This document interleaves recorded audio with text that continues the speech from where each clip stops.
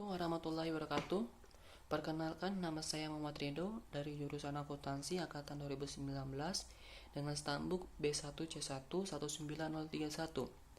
Pada kesempatan kali ini, saya akan mengambil salah satu kebijakan yang terdapat dalam materi ekonomi makro, yaitu saya akan mengambil kebijakan atau tema stimulus kebijakan fiskal dalam menghadapi wabah COVID-19 atau COVID-19. Di sini saya akan langsung kepada materi saja. Wabah COVID-19 diperkirakan berada hampir di seluruh dunia. Beberapa negara telah melaksanakan kebijakan lockdown untuk memutus rantai penyebaran COVID-19. Tetapi ada beberapa negara yang tidak menerapkan atau yang tidak melakukan kebijakan lockdown dan memilih tes secara massal atau melakukan himbauan untuk menerapkan physical distancing. Bagi beberapa negara berkembang, opsi untuk melakukan kebijakan lockdown akan sangat berdampak bagi kehidupan ekonomi setiap penduduknya. Kebijakan lockdown mengharuskan setiap aktivitas penduduknya dihentikan atau setiap aktivitas perekonomian dihentikan, dan pemerintah harus menyediakan layanan berbagai layanan kebutuhan pokok penduduknya. Sebagai contoh itu tidak menerapkan kebijakan lockdown yaitu Indonesia. Indonesia merupakan negara berkembang yang 50% penduduknya bekerja pada sektor informal. Pekerja yang berada di sektor informal rata-rata tidak memiliki jaminan hari tua, jaminan kesehatan, dan tunjangan rutin setiap bulan. Pekerja tersebut rata-rata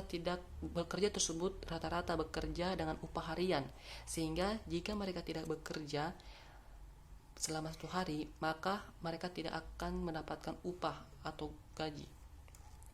Besarnya persentase penduduk tersebut menyebabkan pemerintah Indonesia menerapkan salah satu kebijakan, yaitu pembatasan sosial berskala besar atau PSBB. Kebijakan PSBB berbeda dengan kebijakan lockdown. Kebijakan PSBB itu membatasi kegiatan tertutup penduduk dalam satu wilayah, sedangkan kebijakan lockdown yaitu melakukan pembatasan seluruh anggota masyarakat atau penduduk di suatu wilayah.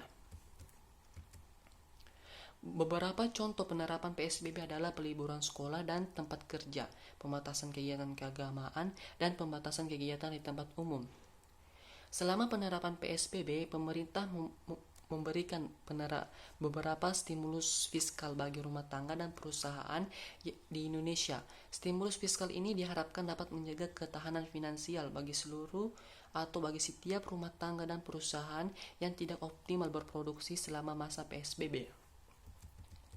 Langkah fiskal Indonesia pada jilid pertama yaitu membantu masyarakat yang penghasilannya terdampak, seperti menambah penerimaan manfaat kartu sembako, memberi subsidi bunga perumahan untuk 40% masyarakat miskin, dan menyalurkan kartu prakerja bagi masyarakat Indonesia miskin, mempercepat kegiatan dana desa, dan mempercepat pencairan belanja negara.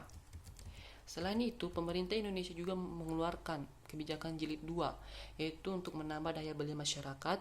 Kebijakan tersebut seperti tidak memungut pajak bagi setiap pekerja industri manufaktur, menurunkan biaya kredit, dan menangguhkan pembayaran kredit.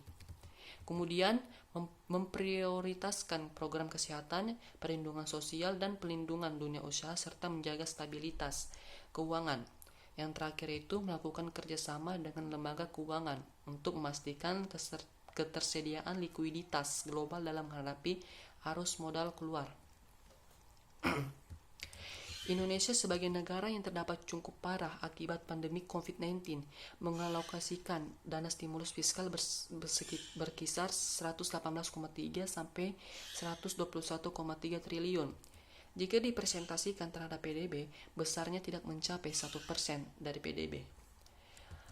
Bagi sebagian kalangan, alokasi penanganan COVID-19 atau COVID-19 di Indonesia ini tergolong relatif kecil. Pemerintah seharusnya menambah besaran dana penanggulangan pandemi tersebut. Di sisi lain, kebijakan tersebut menyebabkan defisit anggaran melebar menjadi 2,5% PDB, bergeser dari 0,8% dari proyeksi defisit pemerintah yang berkisar 1,76%. Jika pemerintah menambah alokasi dana penanganan COVID-19, maka defisit akan semakin lebar terhadap PDB Indonesia.